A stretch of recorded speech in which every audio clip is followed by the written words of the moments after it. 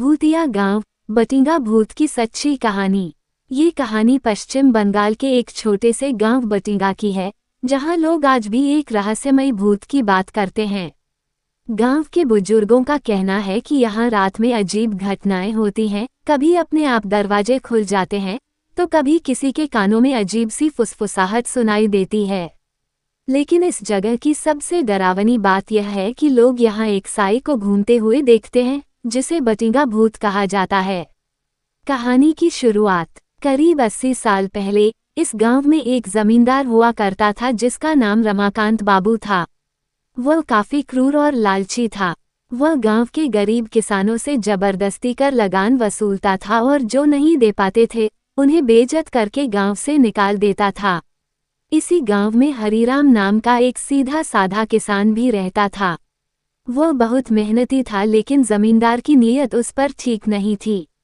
उसने हरीराम की जमीन हथियाने की साजिश रच डाली। जब हरीराम ने विरोध किया तो जमींदार ने अपने गुंडों से उसे बुरी तरह पिटवाया और उसकी पत्नी को भी तंग किया। भूत की शुरुआत हरीराम की पत्नी यह अन्याय सहन न कर सकी और गांव के पास वाले पुराने पीपल के पेड़ से लटककर आत्महत्या कर ली। जब हरीराम को ये खबर मिली तो उसने जमींदार से बदला लेने की कसम खाई।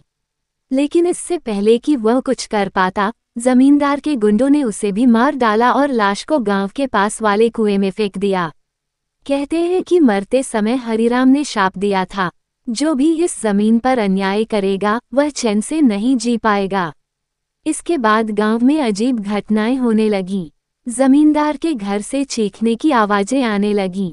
नौकरों ने बताया कि उन्होंने किसी अनजान साई को घर के अंदर घूमते देखा है। एक रात जमींदार के कमरे से भयानक चीखें आईं और अगली सुबह उसकी लाश बिस्तर पर मिली। उसका चेहरा डर से सफेद पड़ा हुआ था। आज भी गांव में डर बना हुआ है। जमींदार की मौत के बाद भी गांव में डर बना हुआ है।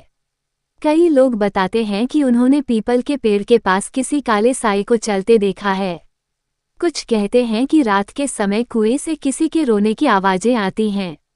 आज भी सूरज डूबने के बाद गांव में कोई बाहर नहीं निकलता। अगर कोई अनजान व्यक्ति गलती से उस कुएं के पास चला जाए तो या तो वह बीमार पड़ जाता है या कुछ अजीब घटनाएं उसके साथ होने लगती हैं।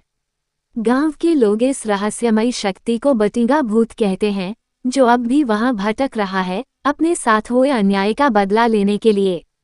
क्या आप इस कहानी को और डरावना बनाना चाहेंगे या किसी अन्य जगह की सच्ची भूतिया कहानी पढ़ना चाहेंगे?